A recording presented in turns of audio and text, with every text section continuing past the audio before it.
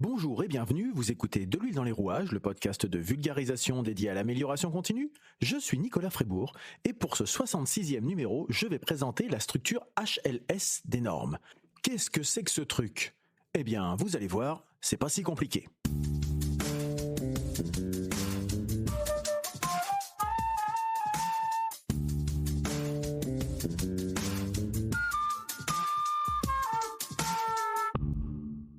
Donc en fait, ce qu'on appelle structure HLS, c'est la structure commune pour les normes de management QSE, par exemple. Donc l'ISO 9001 version 2015, l'ISO 14001 version 2015 et l'ISO 45001 version 2018. Mais c'est également valable pour d'autres normes de management comme l'ISO 27001 sur le management de la sécurité des informations, le management de la conformité, l'ISO 37301, le management de la continuité des activités, l'ISO 22301, la gestion de l'énergie, l'ISO 50001. La structure HLS, je n'ai pas encore dit ce que ça signifiait, c'est pour High Level Structure, qui propose un cadre commun pour les normes relatives au système de management. Et donc, High Level Structure, ça signifie structure de haut niveau, c'est-à-dire que le fonctionnement macro, quand on regarde de haut, qu'on regarde grossièrement les normes, elles sont organisées de la même façon. Ainsi, cette structure HLS, c'est un cadre pour les normes des systèmes de management qui définit des termes, des notions et des chapitres communs. C'est donc une structure qui est dite cadre ou universelle autour de 10 chapitres. Donc on a 10 chapitres qui sont communs dans toutes ces normes, ce qui permet de simplifier la gestion documentaire au profit d'informations documentées. Qu'est-ce que ça veut dire ça ? C'est-à-dire qu'on va moins se focaliser sur la forme que sur le fond, si je traduis un petit peu les termes. Alors comment est structurée cette HLS ? Comme je l'ai dit tout à l'heure, la structure HLS, elle repose sur 10 articles qu'on retrouvera donc systématiquement dans le même ordre dans toutes les normes des systèmes de management. Alors, les 3 premiers chapitres ne sont pas à proprement parler des exigences, ce sont plutôt des généralités.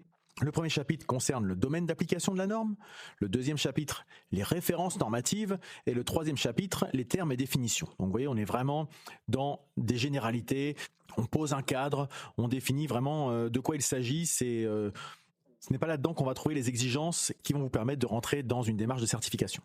En revanche, à partir du chapitre 4, on trouve les exigences à appliquer pour la mise en œuvre d'un système de management. Alors encore une fois, qu'il s'agisse d'ISO 9001, 14001, 45001, 50001, etc., etc.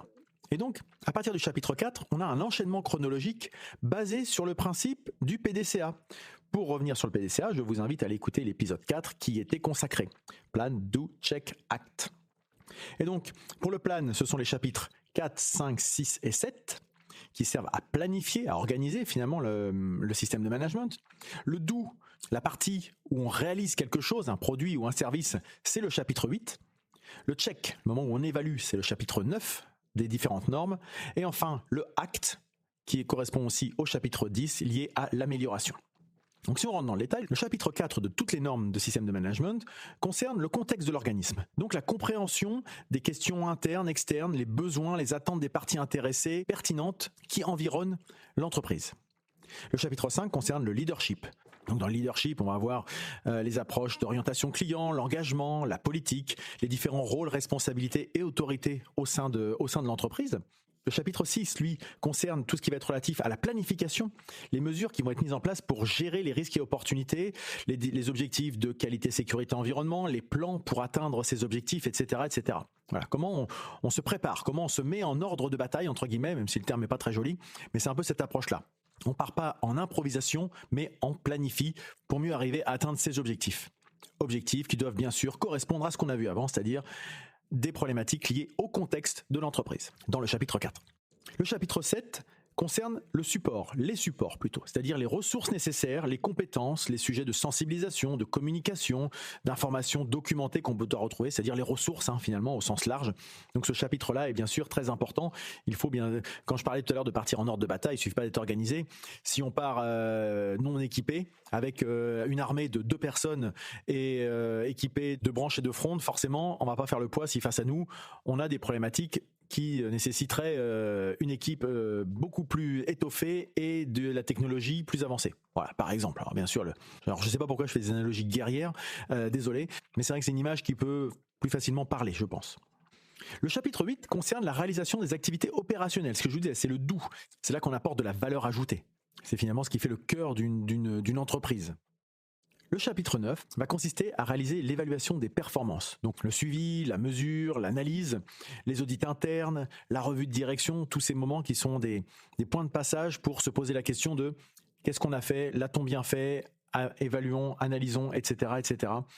Sur la base d'éléments factuels, encore une fois, je l'ai déjà dit dans plusieurs des podcasts, mais on s'appuie sur des éléments factuels et pas sur des impressions, des sensations. Alors c'est jamais simple d'être complètement factuel, mais il faut l'être le plus possible. Et le dernier chapitre concernant les exigences qu'on retrouve dans les normes, c'est l'amélioration. Donc l'étude des non-conformités, la mise en place d'actions correctives et globalement mettre en place une démarche d'amélioration continue. Alors je vous ai dit qu'on retrouvait systématiquement ces chapitres dans toutes les normes de management, mais bien entendu, s'il y a plusieurs normes, c'est bien que le contenu diffère. Si l'infrastructure globale, si le squelette reste le même, le contenu va évoluer selon les normes et donc le domaine concerné. C'est particulièrement le cas avec le chapitre 8 sur les activités opérationnelles qui va naturellement être composé de sous-chapitres différents selon le système de management.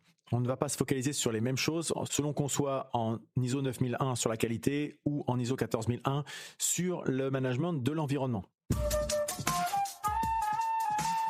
Alors pourquoi cette approche HLS ?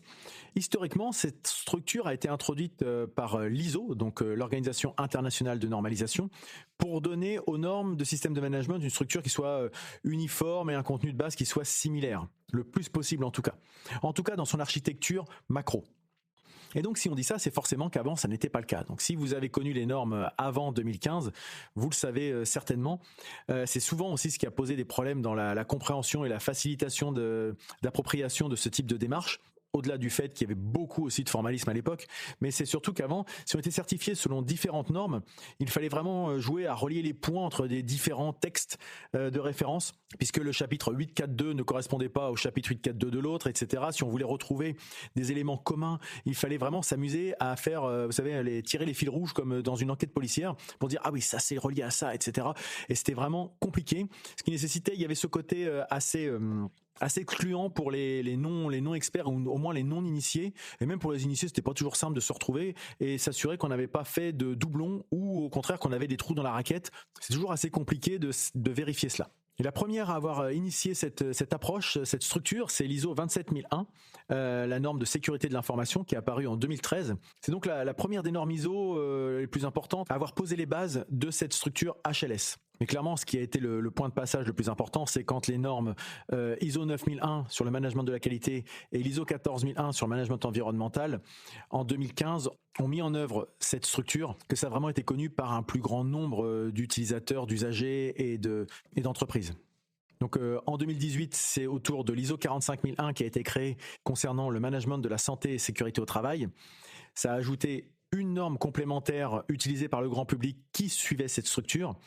Et enfin, finalement, l'ISO 50001 concernant le management de l'énergie a rejoint, le groupe en s'appuyant sur cette structure HLS en août 2018. Pour finir de répondre à cette question de pourquoi cette approche HLS, la finalité de cette mise en place, c'est que la structure de base, ça établit les textes uniformes pour des exigences fondamentales des systèmes de management. Quand on y réfléchit, on se rend compte qu'effectivement, si l'objet diffère, les objectifs sont les mêmes dans la mise en place d'un système de management. Donc forcément, la méthodologie et le cadre normatif doivent être le plus commun possible. On retrouve donc des désignations communes, des définitions de base qui sont similaires. De cette manière, les différents systèmes peuvent plus facilement fusionner pour créer un système de management intégré et pas avoir des systèmes qui fonctionnent en parallèle les uns des autres. Là, l'avantage, c'est que on arrive assez facilement à avoir quelque chose qui soit transverse. Ce qui va faciliter à la fois la vie des personnes chargées de mettre en place un système de management au sein d'une entreprise, qu'il soit qualité, sécurité, environnement, énergétique ou tous réunis de manière intégrée, mais aussi bien sûr pour les personnes chargées de le mettre en application, c'est-à-dire des gens qui n'ont pas le nez forcément tous les jours dans les normes, mais qui doivent arriver à comprendre la finalité, la raison de pourquoi on leur demande quelque chose, etc. Donc plus on clarifie, je dirais, les règles du jeu, plus elles sont simples à mettre en application. Voilà donc ce qu'est la structure HLS des normes ISO. Vous voyez, c'était pas si compliqué. Si vous êtes encore là, c'est certainement que ce podcast vous a plu. Et s'il vous a plu, parlez-en autour de vous. N'hésitez pas à le partager, le bouche à oreille et la recommandation étant toujours les meilleurs moyens de promotion. Vous pouvez me suivre en vous abonnant à ce podcast dans votre application de podcast préférée ou directement sur le site de l'huile dans les rouages, site sur lequel vous pouvez vous abonner à la newsletter hebdomadaire dédiée à l'amélioration continue.